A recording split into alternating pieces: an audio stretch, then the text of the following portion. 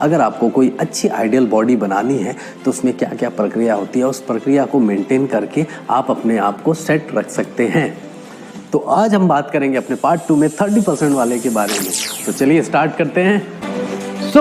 बात करते हैं 30% वाले की।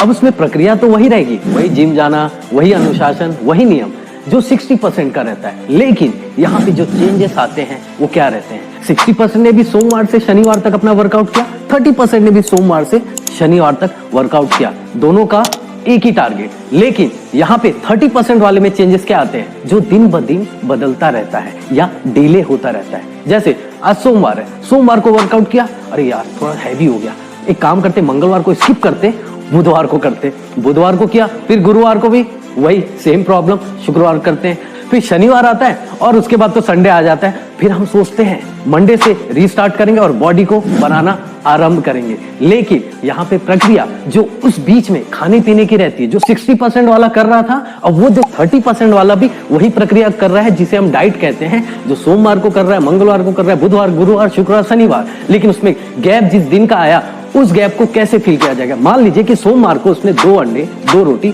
और दाल खाया, ये उसका डाइट है जो 60% का भी है। लेकिन मंगलवार को आपने तो वर्कआउट को स्किप किया ना, तो जो सोमवार को जो आपके मसल्स फाइबर जो आपके ब्रेक हुए थे, तो वो सोमवार को तो फिल हो गए, लेकिन मंगलवार का क्या? मंगलवार को तो नहीं हुए ना। मंगलवार को जो फाइबर नहीं फटे थे उसका क्या? तो वो तो वहां पे खाना वेट करेगा ना, मतलब ब्रेक होगा तो हम जाएंगे, लेकिन वो ब्रेक हुआ ही नहीं। तो वो खाना वेट करते करते क्या हुआ? उस फैट के लेयर में चला गया, फैट के लेयर में जाके वहां सेट हो गया। मतलब कि उस फैट का 1% बढ़ गया और मसल जो रहते हैं वो नीचे रहते हैं। 30% वाले ने क्या किया? एक दिन वर्कआउट ना करके उस खाने को वेस्ट करके फैट में तब्दील कर दिया। अब दूसरी प्रक्रिया क्या आती है यहाँ पे? जो हम खा पी रहे हैं उसमें भी हम चेंजेस कर देते हैं कि चलो 2 रोटी, 2 अंडा, दाल, ये जो मैं बताया ये खा रहे हैं। अब क्या होता है? कभी हम बाहर गए कि लगा चलो आज समोसा खा लेते हैं यार, क्या जाता है, ठीक है। कभी आपने डोसा खा लिया, कभी आपने वड़ा पाव खा लिया, कभी ऐसी जो चीज खा ली जो उस फैट को बढ़ाने में ज्यादा मदद करती है। तो उससे क्या होता है कि एक आपका जो मंगलवार और गुरुवार का जो फैट बना हुआ है वो उसमें जाके वो समोसा, आलू गुंडा, डोसा वो भी जाके सेट हो गया। तो क्या हुआ? उस फैट का परसेंट धीरे धीरे धीरे बढ़ने लग गया। और यही प्रक्रिया चलती रहती। जो आपकी आइडियल बॉडी जो आप ऐसा बनाना चाहते हैं, जो 60% वाला बना रहा है, उसमें कारगर है, जिसमें उसकी दिल, ब्रेन और आत्मा साथ दे रही है, यहां भी साथ देने की कोशिश कर रही है, लेकिन आप उसे ब्रेक कर रहे हैं।